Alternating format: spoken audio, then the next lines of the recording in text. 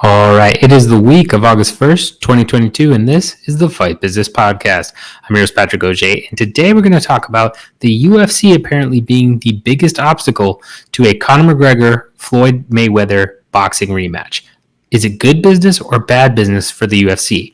We're going to examine it specifically from that lens and take a look as to why the promotion may feel differently about the fight now than they did even just a couple of years ago. Then we're going to talk PFL. Can they land some of these major MMA free agents that are going to hit the market? We're going to talk about the resources they have to possibly sign some of these guys and girls, as well as whether or not they can beat out some of the competition, because there's going to be offers, lots of offers for the people we're talking about.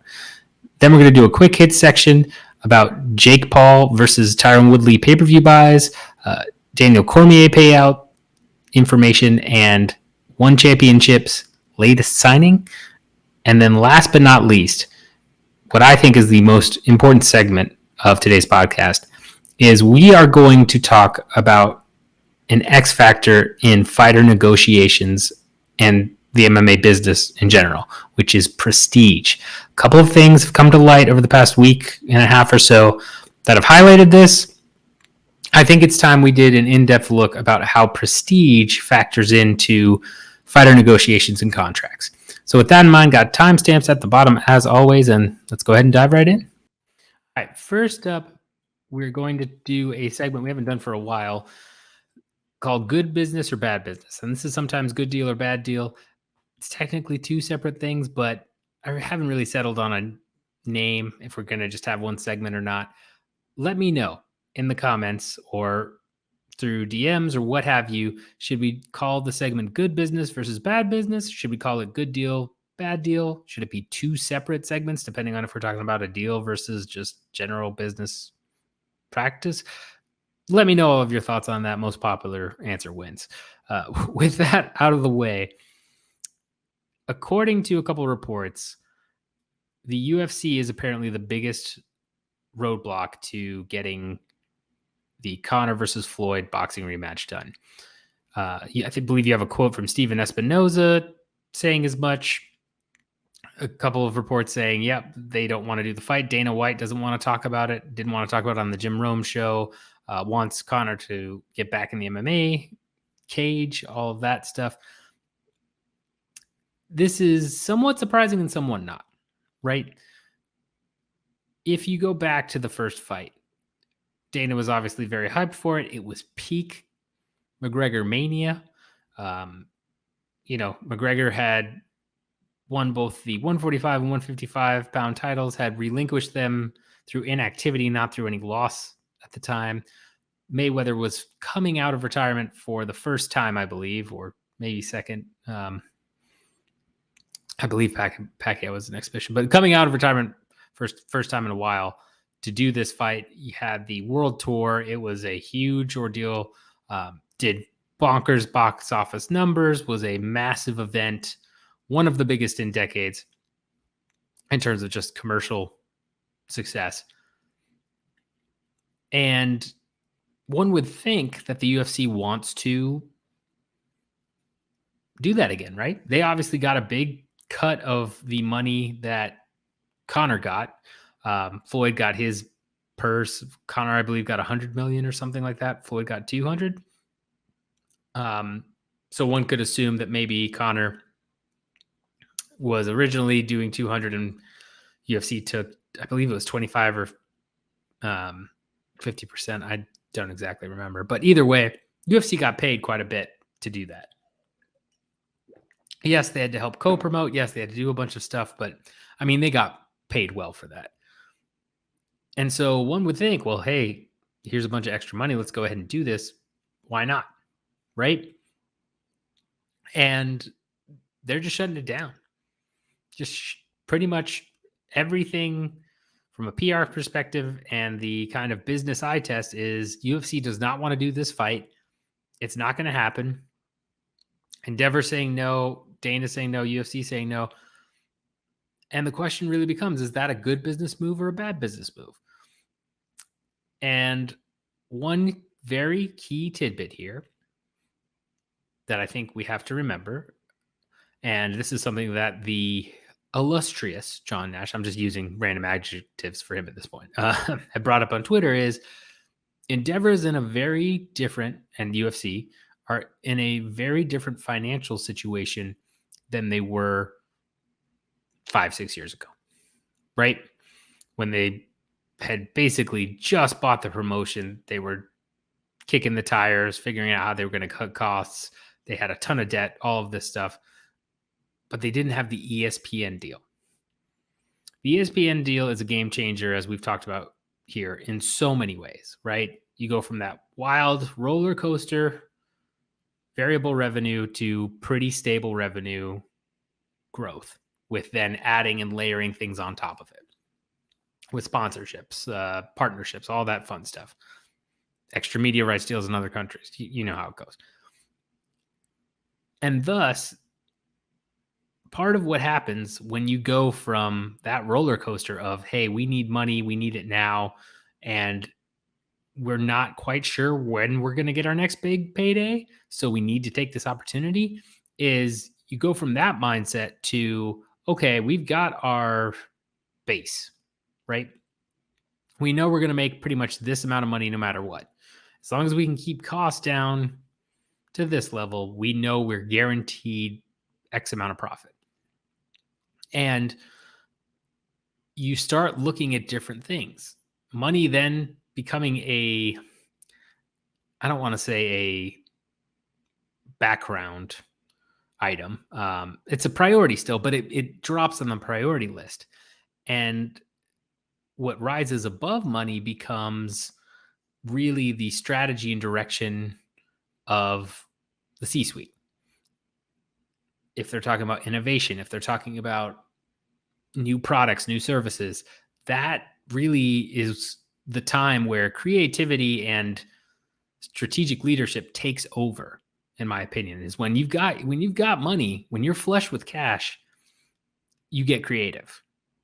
It's what almost every business I've worked for or done work for, I've seen happen, right? If you're trying to hit your numbers, if you're struggling or you're worried about hitting your numbers, that cash and revenue is king.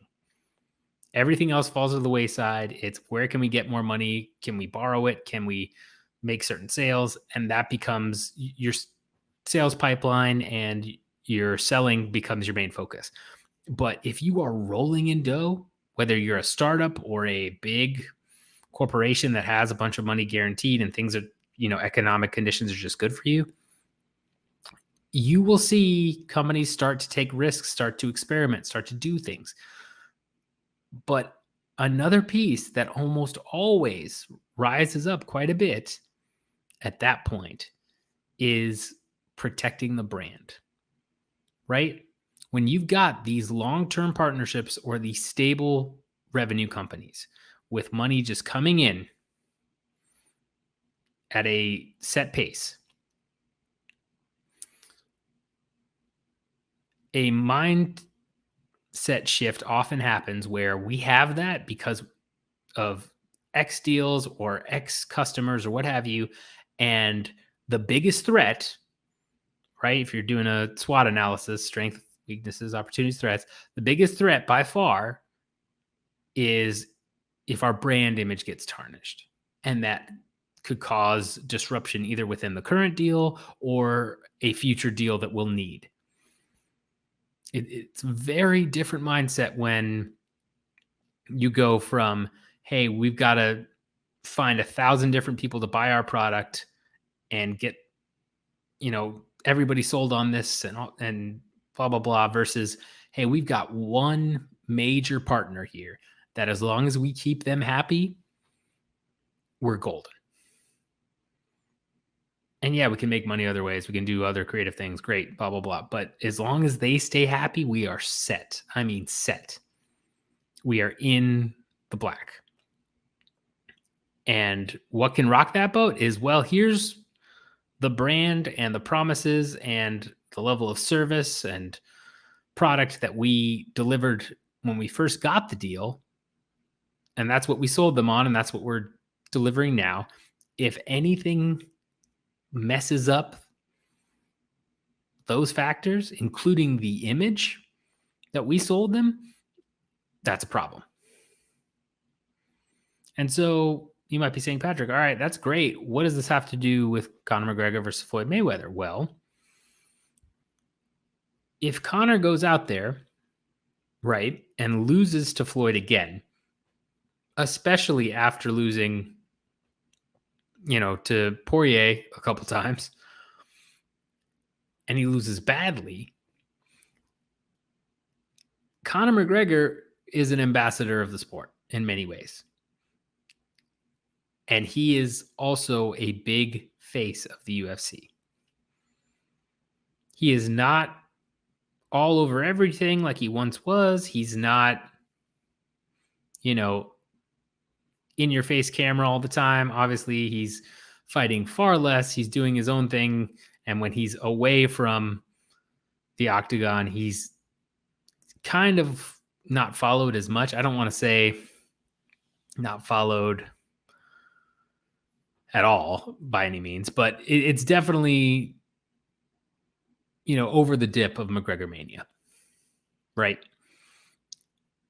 Nevertheless, he is still seen as this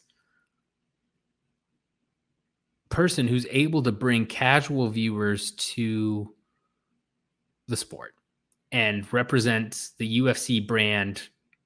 And yes, fighters lose, that happens, but he's an important piece to what the UFC sells to sponsorships, to potential partners, well, which is sponsorships, but to potential, any potential partner, media rights deals, right? All that stuff. McGregor is a big piece there. And I would not be shocked at all if the UFC is saying in some of these deals, like, hey, Conor's going to come back and you're going to see your viewership go, whoa, crazy high, to both ESPN, to, some of these other companies, BT Sport. Would be very interesting to see the data on new subscribers to some of these services post a McGregor fight, right? Because he is still the biggest draw in the sport, easily, and most consistently.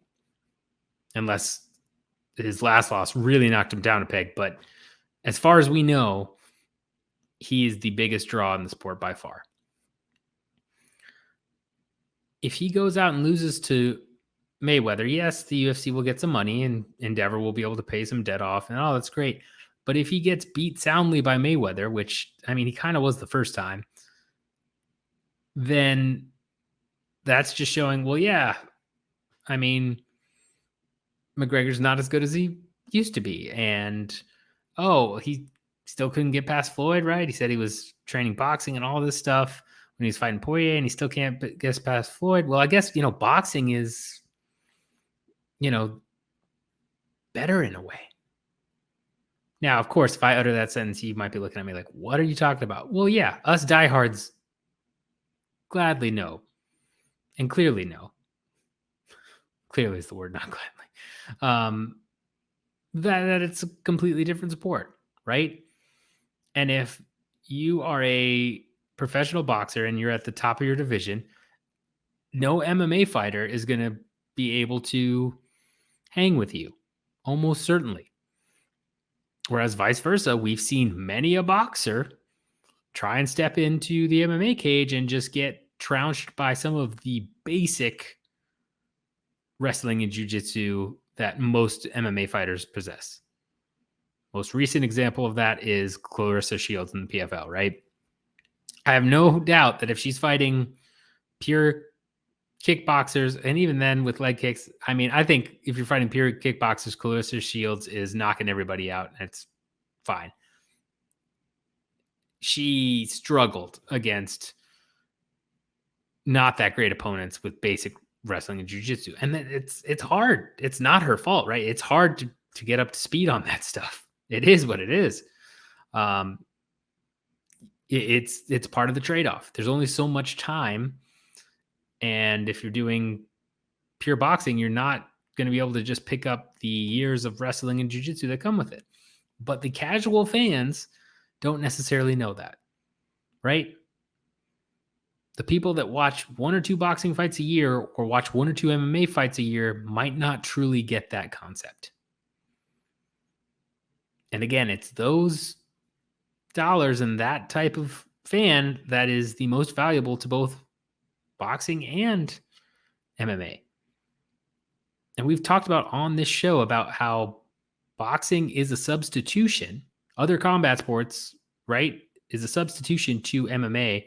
And it's got kind of this popular resurgence thanks to people like Jake Paul and Logan Paul. And, love him or hate him, he's definitely brought a big spotlight back to boxing.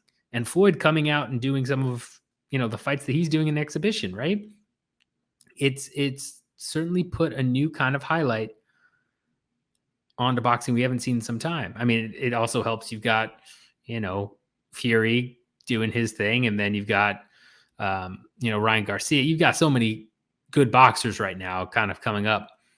It makes sense. But if you are Endeavor or the UFC, the last thing you want to do is have McGregor go out there, get beat soundly by Floyd, and then essentially have to admit, well, yeah, it wasn't just a one-off fluke where, McGregor won some rounds and then he lost to Floyd, right? The first one.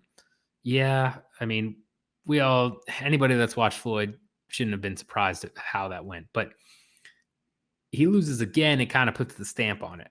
As we've seen many a time in MMA, right? You lose to the same guy twice, well, you're probably not getting that third shot. Or if you are, it doesn't necessarily go your way. A la Max Holloway, Volkanovski. That type of perception that McGregor wasn't good enough to get past Mayweather and couldn't hang with Mayweather, even though as a more hardcore fan or people that even semi-hardcore who know more about the sport, you might think, well, yeah, that makes sense. The casual fan does not see that, and that will hurt the brand. And that's a huge part of this. It's all about protecting the brand. They've got the money now. Endeavor and the UFC have the money now. Now it's about protecting the brand image. And McGregor is part of the brand. He's a huge part of the brand still. And until he completely falls off, I don't think they're going to entertain this fight. I think they want him back in the octagon to help with, again, some of the media rights deals they've made, with some of the sponsorships they've probably talked about. I'm sure his name was thrown around as like, well, yeah, what if Conor McGregor came out wearing Crypto.com gear, right? What if Conor McGregor came out wearing, et cetera, et cetera. You know how it is. He is still the biggest star in the sport.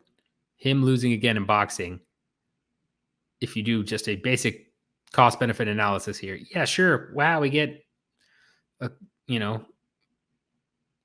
bunch of money. Let's say they get $100 million to let Conor fight. That's awesome. It's still a seventh of or eighth of the ESPN deal. It's not like, wow, this is going to fund a bunch of stuff and we're going to do expansions, all this stuff. Like, well, no, it would help pay off some debt. You could help do some ideas you've got brewing, but the risk, if he gets beat, badly, or even just beat pretty clearly, the risk that it could tarnish your image isn't that great. And then if McGregor comes back after that in the cage and suddenly the numbers aren't as big as they were, right, compared to when he fought Poirier, because that would have been his third loss in a row, well, then maybe that is having some of these media rights guys saying, well, all right, we'll give you about as much money as we did last time, but that whole 100% re-up that you've been doing with all these other little guys, I don't know if ESPN's going to go for that. And it isn't great. If your main star gets hurt, image-wise, that's not a good time at all. So I think that's why they are stepping in like this, and I think it's a good business deal for them. That money is not nearly as valuable as it used to be when they first made the original McGregor-Mayweather match. Now, with money kind of flush, the benefits aren't there. the risks outweigh the benefits here. That's my opinion. Let me know your thoughts on it, and who knows if we'll see it actually come to fruition and they arrange a deal, but I think they won't. I think the UFC will block it as long as they have Conor's contract. All right, next up, we're going to talk about the PFL and whether or not they can actually land some of these big free agents coming up. So Peter Murray went on the MMA Hour with Ariel Helwani, and Ariel asked him about Nate Diaz's impending free agency. And Murray said there would be interest from the PFL and they have capital that they could use to compete in terms of an offer that they give Diaz. Now, first off, they do have the money, right? If you look at some of the payouts that we've seen from commissions on PFL, we've seen Anthony Pettis, Rory McDonald make very good money. We know Kayla Harrison is making, I think it's around $1 million a fight, something like that. Diaz would easily be the highest male fighter under PFL contract if he signed with them. I have no doubt about that. Not sure how he would do in the tournament, to be honest, right? I mean, if you look at his wins and losses, it's much more about, his swagger, his perception since beating McGregor, having that star power transfer. But he would definitely bring eyeballs to the promotion. And that's really what that payment would be for, right? You'd have a ton of semi-casual and casual fans probably be like, oh, Diaz is fighting in a different promotion. Oh, it's the PFL, a thing that does a tournament. Sure. I'm sure you would get some of the more famous backers to do conversations or interviews and promos, right, with Diaz. I'm sure you'd, again, have some more Kevin Hart, Wiz Khalifa. You'd have a lot of guys, I think, stepping up to do promos with Diaz and to kind of help shine a light on, hey, the PFL just acquired this big free name, right? And even if those initial viewers don't convert like the PFL hopes, they're still in the phase of just trying to get people to watch the product, just getting the product in front of enough eyeballs. This would very much help accomplish that first step if they sign Diaz. You've also got Francis Ngannou, right, who Murray has also indicated that he'd like to make an offer for. That, again, not as big in drawing the casual viewers. It would definitely bring over a lot of hardcore and semi-hardcore fans, or of the UFC, rather, right? The UFC fans, as I like to call it. It would certainly bring over a fair amount of them just out of curiosity, if anything else. But it's not the same level as Diaz. Diaz has true crossover pull and potential. So I think that either would be a huge signing for the PFL and would be a major win. They have the money to sign these guys based on the funding that they've raised, based on some of the sponsorships they've gotten together with more established name brands, right? They now have some money to, still in the red, I'm assuming, very much assuming, but pretty sure they're still in the red, but they are in that rapid growth expansion phase, racking up debt to prove investors, hey, look at everything we're accomplishing here, that we're going to turn the corner. It's going to be worth it. Let's do this. And they are in a good spot with going from, I believe, 18 events to 30, like Murray mentioned, and having the capital and timing to sign some of these big guys. So they've got the resources. I'm sure they can make a pitch, right? Like, hey, especially with Ngannou and Diaz, who have both been scorned by the UFC's matchmaking policies and politicking. Like, hey, look, there's none of that. It's a tournament format. Come sign. It's all set in stone. We can't screw you over. We can't do this. You just work your way up the ladder. Here you go. And it's probably easy money for them too, if you think about it, right? Diaz, a little bit less just because you don't know what he's going to look like in there. Right. He did beat Pettis pretty soundly, so I think he would probably beat him and Rory and some other guys. But, I don't know what he would look like in the actual tournament, if he would win or not. Ngannou would definitely, almost certainly breeze through everybody, I would imagine. I don't see many competitors for Ngannou. So probably for both men, definitely Ngannou. Nate depends on how the contract would be structured, but especially since he'd almost certainly be making at least $1 million a fight. Probably be pretty easy money for them.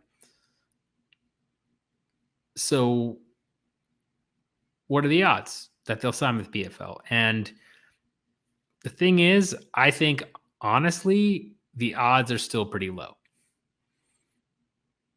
Simply because boxing is so much more lucrative, right? Boxing has things in place, and you have bigger names in boxing already talking to these guys, right? Tyson Fury had Francis Ngannou in the ring and talked about fighting him. Ngannou versus Fury would be Ngannou's biggest payday easily,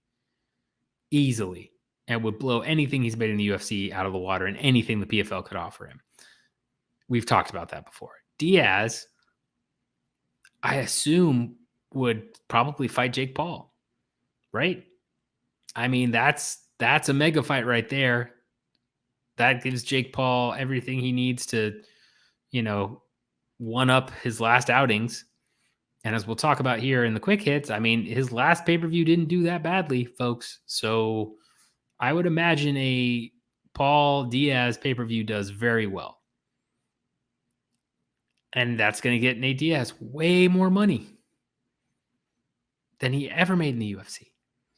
And Diaz is pretty open about how he'd rather stand and strike rather than do a lot of jiu-jitsu stuff, right? He doesn't usually go for takedowns. He does, especially in his early career, he did a fair amount of jiu-jitsu, and he's submitted people for sure, but that's not his style. He likes to stand there and throw.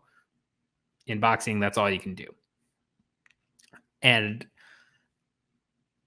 both of these guys also, Ngannou and Diaz, Ngannou less so, but Diaz especially, has talked about, he doesn't like fighting, right? The Diaz brothers are notorious for being like, we don't really like fighting.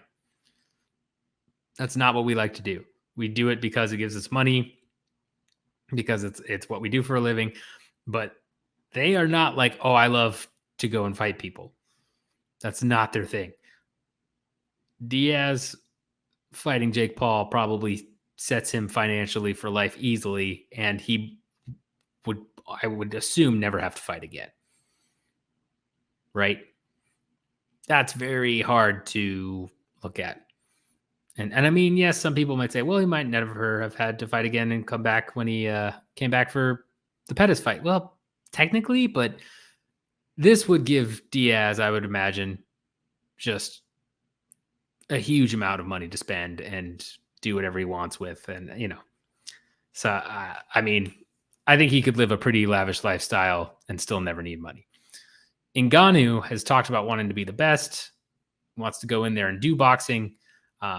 But he was open to the idea of negotiating with the UFC. I think there's a little bit more to it than just pure monetary reasons, but still, you would imagine he at least does boxing first, right? He does, because with boxing, you also don't have to sign for X amount of fights and all of this, blah, blah, blah. Not a lot of time, you don't have to do that. It can be more lucrative if you do, but there's definitely options there for Ngannou. So he could just sign a one-off boxing match and then decide, okay, now I'm going to go to the PFL or back to the UFC or what have you. Could easily do that. And there's not much that would be stopping him. So I think it's near impossible for the PFL to get Ngannou right now, unless they sign Ngannou and that allows him to box wherever he wants. And I would imagine he would sign, go box, and then come back to the PFL, but I don't know about that. And Diaz, yeah, I just don't see it. I don't know what overture you could make to Nate Diaz to say, hey, come fight in this tournament format. It's going to be better than you boxing Jake Paul or whoever and making 5, 10 times, however many times amount of money that you would make doing that. So I think the motivations are there right now for those guys that I don't see the PFL competing against boxing. I feel like they are one of the best in the MMA space, right? I think the UFC will still kind of lowball them. And I'm not sure Bellator can really match what PFL is doing. You'd have to, I mean, they're backed by the big Viacom CBS, but I'm not sure they would get the sign off to sign some of these guys. So it's kind of hard to say, especially with how marketing and matchmaking has gone in Bellator. One championship would also be in the running technically, but I don't think they have quite as much capital, and their financials are seemingly in far worse shape. We don't know PFL's financials, but would be safe to assume. So hard to say on all this. But end of the day, no, I don't think they land in the PFL. Let me know your thoughts. Let me know if you think one of or both of them are going to end up in the PFL or not. If not, where do you think they'll go? Do you think they'll go boxing? Will they go one championship? Bellator, back to the UFC? Let me know your thoughts on this, because two big free agents, both coming up very soon here. Going to be interesting. Going to be interesting to see where they go. All right, next up is our quick hit section. Going to be very quick today because my voice is kind of getting raspy for whatever reason, and I want to make sure I have enough time and energy to talk about the prestige portion. So, quick hits. We've got Jake Paul versus Tyron Woodley buys, apparently, according to Ariel Helwani on the MMA Hour as well. Don't have an exact number for Paul versus Woodley 2 pay-per-view buys, but Helwani stated they were under 500K and above 200K. So that's a good night at the office, honestly, for a boxing pay-per-view. Be very curious to see what the actual number was. Maybe it will come out eventually, but that's a lot better than I think people thought Woodley versus Paul 2 did. So again, just speaks to that substitution power and Jake Paul's drawing power. And yeah, we'll see what the future holds, but there's a lot of potential there in terms of Paul becoming a bigger name in boxing and getting more eyes on boxing, especially people that wouldn't normally watch, casual viewers. He's a casual draw, folks. Daniel Cormier. I'm going to save that one. One championship has signed Roberto Soldic. Man, I hope I'm getting his name right. I know I'm getting just destroyed. I know sometimes you don't say it, but I know there are a couple of you that regularly listen that are laughing their butts off right now with how bad I pronounce names. Yeah, Roberto Soldic is what I'm calling him. KSW standout, right? Double champ KSW. He has officially signed with one championship, which is a very big get for one. Big name. We've seen a lot of KSW guys go to the UFC lately. For one to get him and have him, potentially challenge Renner de Ritter and just that whole division. Hong Lan Song too, right? Like there's some good matchups there, and it adds some much needed depth to one's roster. So a very nice get by One Championship, especially with their new deal and their expansion. So kind of out of left field. A lot of people didn't see it coming. I didn't see it coming, but it's great news for one and a big name. Lastly, Jack Slack. I had retweeted this as well, this graphic, but Jack Slack also, I believe, either made the original graphic or retweeted it to make it big enough, where it has the same graphic you see all the time with fighter payouts, and they're always BS, right? And given the UFC London payouts, it had Patty's like 700K, has so and so this much, and then at the bottom, like these are made up, they're always false, something like that. Might show up on the screen if you're watching YouTube, if John finds it. If not, John, there's no pressure there. But Daniel Cormier on his show, DC and RC, mentioned that Paddy Pimblett made $700,000. Obviously, just falling for that bait, hook, line, and sinker. Man, I have stood on this podium, I don't know how long, talking about how these fake payouts are ridiculous and the people blindly believing them are saying like, well, that's about close to what he makes. No, No, it's not. It's never anywhere near that close. You guys were saying that when you saw the Patty Pimblett one for 500K, and then Patty went on record saying, no, I made like 12 and 12.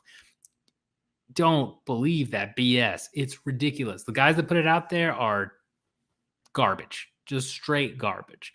For DC to fall for that, man, you are a official ambassador for the sport. You have a job where you're supposed to do your research on this. Get it together, man. Just terrible, terrible work by Cormier. Just get it together, man. Just read more than the first thing you see. That just goes for everybody too, because in this day and age, I'm going to sound like a super old man here, but this day and age, you clicking on stuff, you see a headline, you're like, oh no, read. You got to read it all. I know it takes an extra minute or two, maybe even 3 minutes of your time to read the whole thing or to double check a source, and that's so rough. But God, I just can't. I can't with this stuff. Terrible work, Daniel Cormier. You get an F for your job, my opinion. Those were quick hits. Let me know if I missed anything. But yeah, those are the quick hits for this week. All right. Last thing I want to talk about today is prestige and how it affects fighter negotiations, fighter contracts, all that fun stuff. So when I say prestige, what do I mean? Talking about public perception, fame, and accolade, that type of thing that elicits pride in a person, right? Whether it be school, right? You've got in the US, Harvard, Yale, right? Or MIT, some of the most prestigious colleges you can go to. Whether it be work, where if you are in the tech industry, well, up until not that long ago, Facebook was pretty prestigious. Apple, Microsoft is one of the biggest ones. Where consulting, what I do to an extent,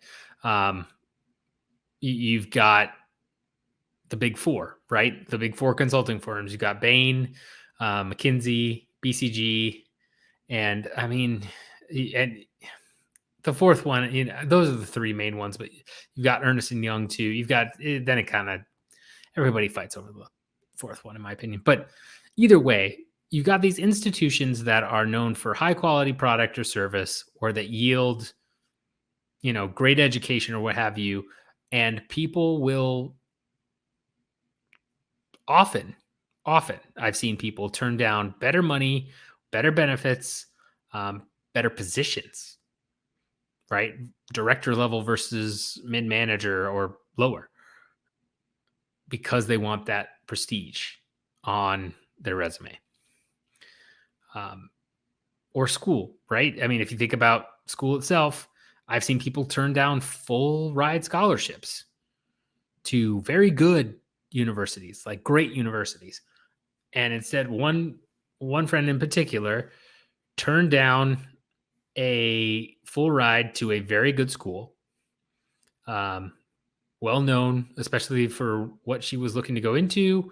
What was ranked, I believe, in the top 10 in the nation. Would have had a full ride, everything paid for, all this stuff. And she turned it down instead to go to Harvard.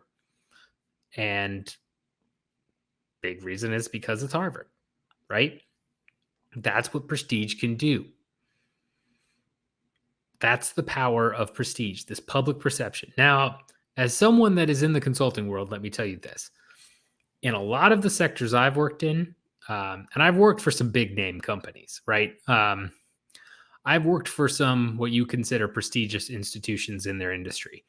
Some in consulting capacity, some as, straight up employee. And in general, when you get to these places, it's kind of eye-opening in the sense that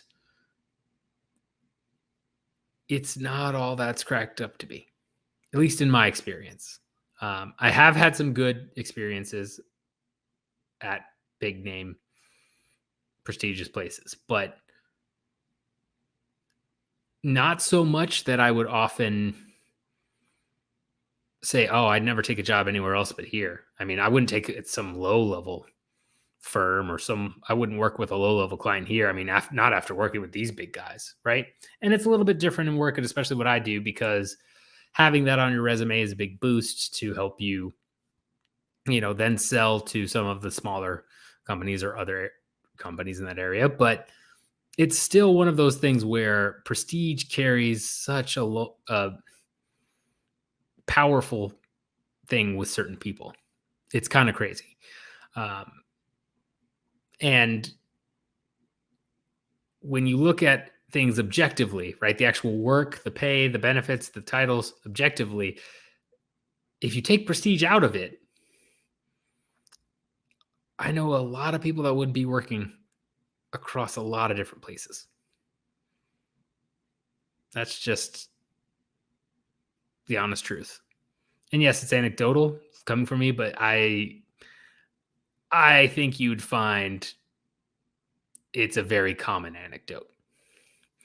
Now, I say all this to preface that MMA fighters and the MMA industry is no exception to this type of thinking, to this type of, being sucked in by prestige.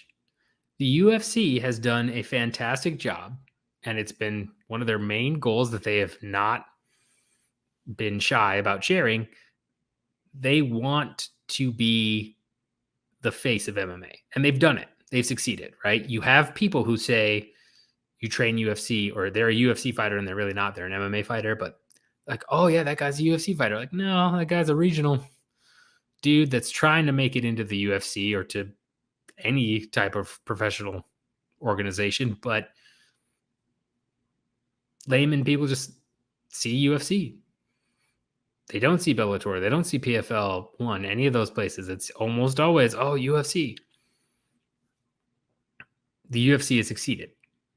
Promotion has succeeded in becoming the face of an entire industry, and is, again, light years ahead of any other promotion as it stands right now.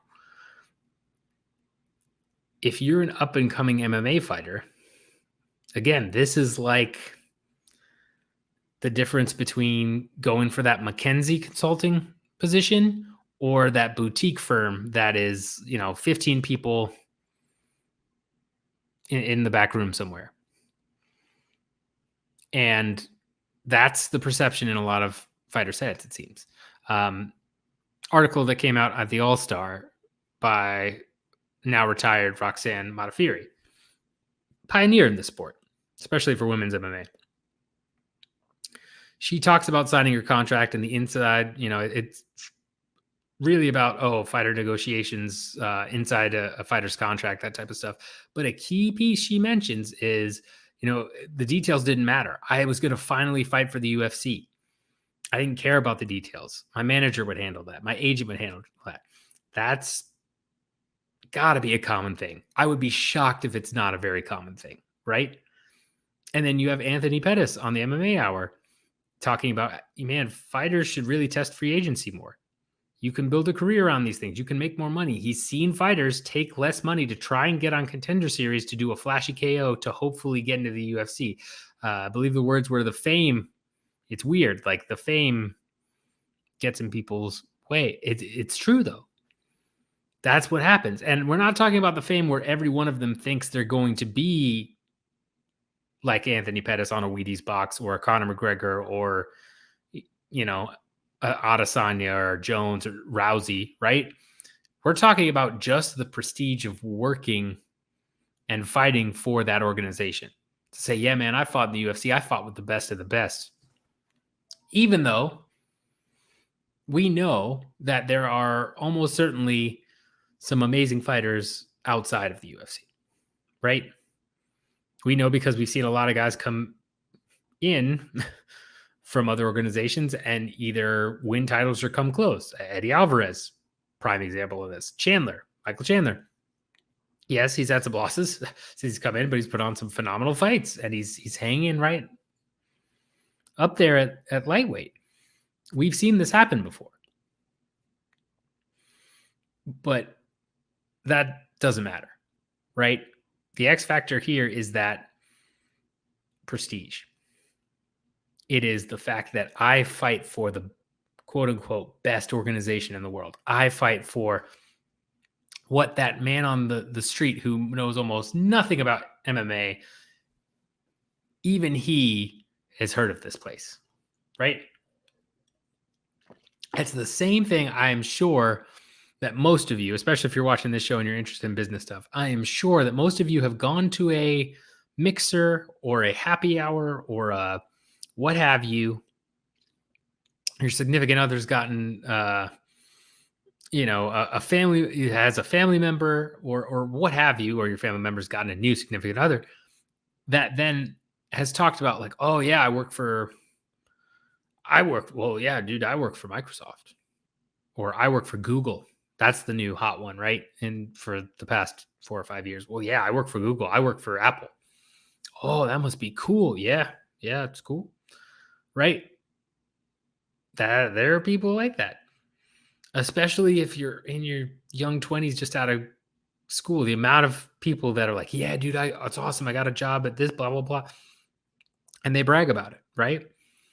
I remember bragging about a job. I got an investment bank not long after school, and like it was one of the not the worst, but like one of definitely not top tier of my work experiences. But I was just so like, I think I bragged about like, oh, I'm like Wolf of Wall Street now, working at a big investment bank.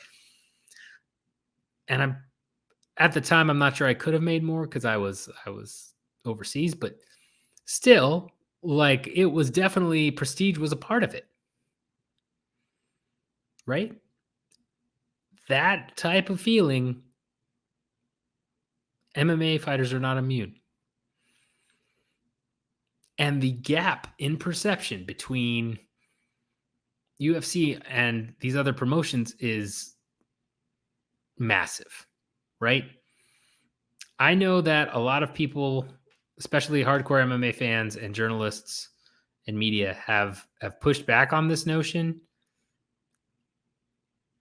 in terms of the UFC is not like does not have all the best fighters, right? But we know that they have the majority of them. And honestly, I would be very curious if you followed up on the athletics fighter survey, right? That was done forever ago, and asked fighters in general what they view as where all of the best fighters are. I would imagine you're going to end up with 95% of them saying UFC, if not more. And that in and of itself is big.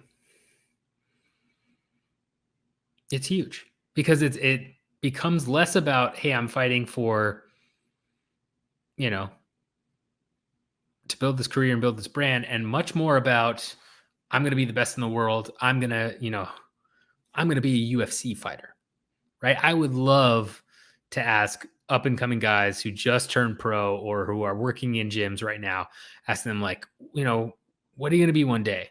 And I would not be shocked if you go in there and all of them are like, I'm going to be UFC champ. And by guys, I mean guys and girls too, using that as a gender neutral term. Yeah, I mean, I wouldn't be shocked at all. Prestige has a lot of power. I'm not sure why. It's such a big deal, but it's a human nature thing. It really is. And the UFC again is it's not like, oh, I'm fighting at. It's not like, okay, I'm working at one of the big three for consulting, right? Oh, I'm working at BCG, I'm working at McKinsey, I'm working at Bain. You mention any three of those, and it's like, oh, okay. Like that's in the consulting world, they're going to know who you are in that regard, or who you're talking about rather. And it's going to carry nearly the same amount of prestige, depending on the given decade or 5-year space or what have you. One may carry more than the other, right? Like Google and Apple. Like if Apple's just killing it, then you're working at Apple. Oh, cool. You're working at Google. Oh, that's cool. And then if Google's killing it, vice versa, but it's near the same prestige level. That's not the case in the MMA industry. There's the UFC and then there's everyone else. And that's a problem for MMA fighters and promotions on signing some of these MMA fighters, because even Michael Chandler, I think, kind of spelled it out the best, right? That dude was treated like a king in Bellator. He was a champion for a long, long time. He could have re-signed with Bellator and continued to probably do very well there. And possibly, he beats Patricio in the rematch, maybe not, but like either way, he probably runs most of that division. He goes down as a Bellator legend, but he said he wanted to, test himself. And why are you testing yourself? Well, you didn't get tested enough, which means that, there are harder tests somewhere else, which means perception wise, the UFC has better fighters. And in his case, I think, that's probably true. I think the UFC has the best of the best in lightweight. And so it makes sense. But even if it didn't at the time, right? That perception is still there. And it's going to be super hard to change it. Even if he and Chandler and Patricio were the two best lightweights in the world. And let's say we're in a universe where there's cross-promotional fights and those two just run the gamut on everybody and they make it look easy. I still think Chandler would have jumped ship just because of the way things are perceived as right now. If they're the two best and the perception is that Charles Oliveira and Justin Gaethje and Khabib are better, they're going to go try and fight those guys. I mean, heck, if you're an MMA fighter, that's part of competition, and the drive to be the best is part of your core motivation, I would assume, into getting punched in the face, right? So when we talk about, Dana White Contender Series contracts being 5K, when we talk about, fighter pay in general, and how if you have a bigger name, you can go to some of these other places, why Kayla Harrison was even considering going to the UFC when she's making crazy money in the PFL. It's not always about money, right? Just like regular work. Now, I know for some of you it is, and I get it. I'm not downplaying the impact of money, but it's not always about money for some people. And this is a prime example of that. And as long as the UFC is seen so far ahead of every other promotion, prestige is always going to play an important X factor in getting prime fighters signed, right? When you're older, when you're a Pettis or a McDonald and you've kind of been there, done that, you've either lost the belt or had the chance to win a belt, and then kind of ran the gamut of promotions, then yeah, sure, you've got a name, you're looking to kind of just make as much money as you can and still fight and be competitive, maybe win a title at a different promotion, all that stuff, then yeah, you're going to go out and test it. But if you're an up-and-coming prime prospect and you really feel like you're the best, I feel like you're almost certainly going to do everything you can to get in the UFC. Because why would you go to another promotion, win the belt, right, feel like you're amazing, only to then have everyone else be like, well, yeah, he's great, but he's not quite. I mean, look at AJ McKee, right? When we thought AJ McKee, I mean, at least a lot of us thought that AJ McKee was unstoppable. Undefeated, just ran through everybody. We hadn't seen that happen in Bellator in quite some time. I mean, destroyed Pitbull. Even he said, like, well, yeah, I might have to go, show Volkanovski what's up. We should do a cross-promotional fight. Still talking about fighters in other promotions in the UFC. He wasn't going over and saying, yeah, I might have to go fight Atan Schultz or, Brandon Loughlin. No, that's not how it works. And when we talk about this stuff, prestige has to be, again, in the back of your mind when we talk about fighter negotiations. If you got head scratching, like, why would they accept this? Or why would they go here? That's part of it. But even us as fans of the sport and journalists, right? We get sucked into it too sometimes. I could go on a long diatribe about Nunes losing to Pena, winning, and all of a sudden she's the GOAT again when Cyborg never got a rematch, and it's hard to, reconcile some of that stuff. But it is easy to slip into the UFC is the best of the best, the most prestigious organization, all this other stuff. When in reality, what might be better for business from fighters would be if they tested more free agency, if they listened to Anthony Pettis, or they took a word of caution from Roxanne's experience. Will that actually happen? I doubt it. You need an organization to really get to that level or near that level of the UFC that they could be viewed as, oh, okay, that's pretty prestigious. And that's probably why boxing is such a big substitute threat right now. It's because that's a space where boxing, you can go fight some of these guys in boxing and still get a lot of eyes on you and still have it be kind of, a prestige thing. It's a different sport, different area, right? So it is what it is. But again, prestige is a critically important X factor in every fighter negotiation, fighter contract, and every fighter pay discussion that we have. All right, well, that wraps up another episode of the Fight Business Podcast. Appreciate everybody for listening and watching. If you're watching on YouTube, make sure you hit the like, subscribe, bell notification. If you're listening on Anchor, Apple, Spotify, Stitcher, what have you, always appreciate it. Appreciate the love. And until next time, y'all, get money.